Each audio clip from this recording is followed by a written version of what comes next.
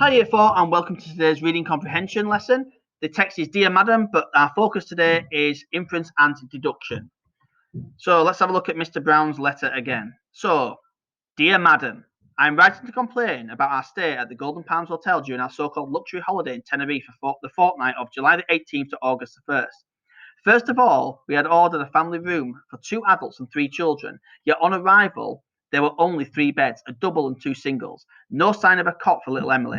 We were also promised a room with a view. A building site was not the type of view I had in mind. The noise alone meant we didn't get a wink of sleep.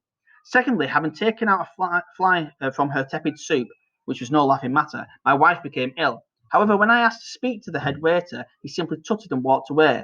When eventually I did speak to the chef, I saw a cockroach on the kitchen floor. This is extremely unhygienic. No wonder my wife was ill. On top of that, the facilities were not the 5 stars we'd been promised. The heated swimming pool was like an ice bucket and the tennis courts were rarely open, despite the 8 a.m. to 7 p.m. sign. In fact, the brochure did not explain that if we wanted to use the courts, we'd have to bring our own equipment. Finally, we were told the hotel minibus to the beach was out of action. With 3 young children and a 30-minute walk, I'm sure you'll agree that this was disappointing. It was expensive too, because the local buses were often late and the taxi fares were not cheap. As the manageress of this hotel, I hope that you will agree that this has ruined what should have been a great summer holiday and that you will compensate us properly. I look forward to receiving your reply. Yours faithfully, Mr. L. Brown. So, inference and deduction. I've been through this time and time again, and I'll keep doing it time and time again. So, deduction is drawing logical conclusions from the information that's given within the text, as well as using some of your personal knowledge to help support this. Inference is reading between the lines. It's like putting a jigsaw together with missing pieces and only part of the final picture to guide you. It involves a bit of sensible guesswork, but again, using evidence from the text. So here's an example question for you to consider. Why would the brochure not mention any of the things in Mr. Brown's letter? Pause now and think about that question.